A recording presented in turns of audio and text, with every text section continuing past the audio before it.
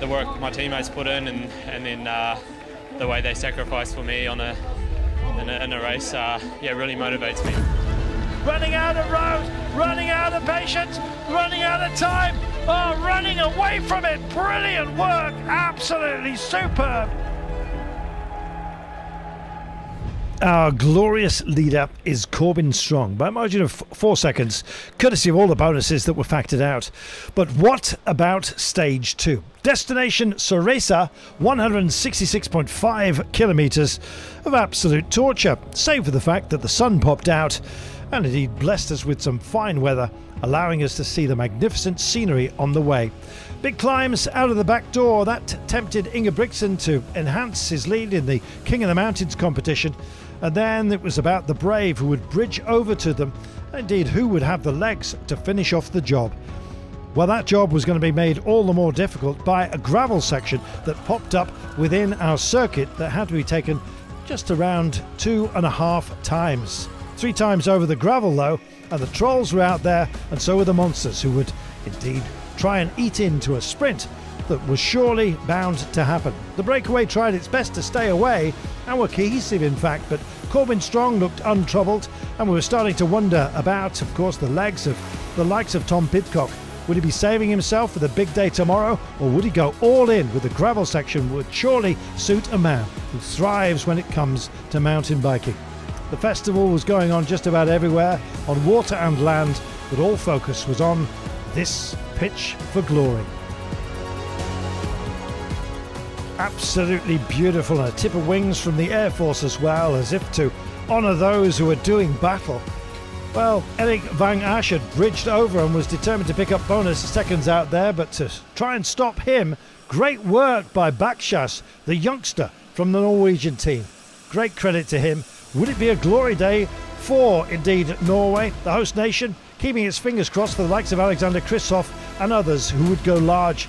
Going long, well, Team Coop-Repsol had Ingebrigtsen up the road, but Van Asch was going for it solo.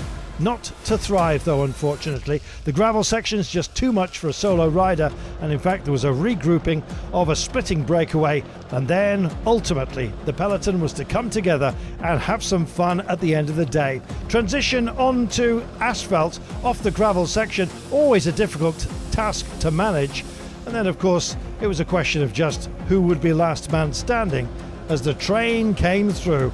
The chase being led by Israel Premier Tech.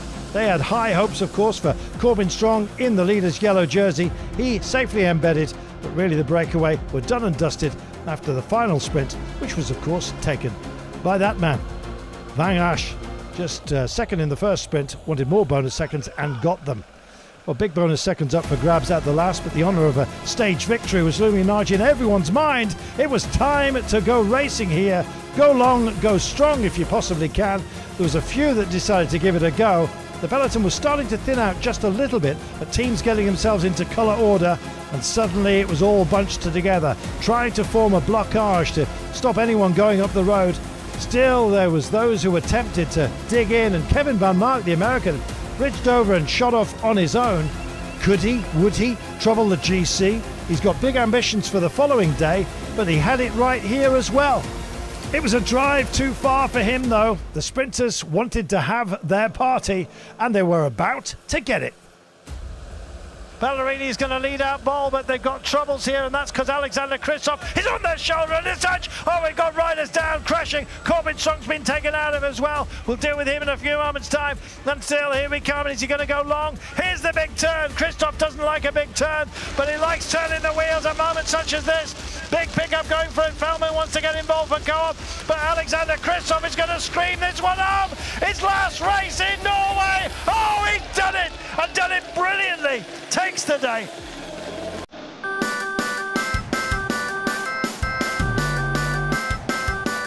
I'm very happy to win in my final race in Norway, and I'm proud also. It's my 98th pro win, so I still miss 2 for 100, but at least to get the win here in Arctic means a lot because it's a long time since I win in February, so it's been a few second places, but it's not the same feeling like winning. Alexander Kristoff, the Viking, struck gold today. Well, Matt got himself 50 kilos of salmon. He'll be sharing that around and hoping to do the same on the final day. Amazing. Kristoff taking it then ahead of Tom Van Asbroeck, Karsten Feldmann, Jules Hessers and Kees Bol. Overall, Corbin Strong stays in the golden jersey, finishing closer to Kristoff than Kristoff had to hit the day before.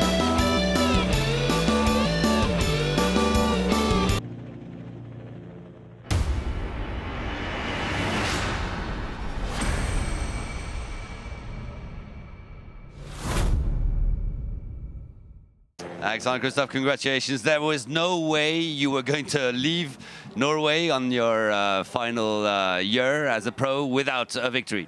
Yeah, I missed out in the Tour of Norway in May. I just was second in my hometown on the last sprint, so I came to Arctic Race. Yeah, the team didn't pick me for the Tour selections. I was a bit disappointed, and I showed today I have still good legs, so I'm very happy to win in my final race in Norway, and I'm proud also.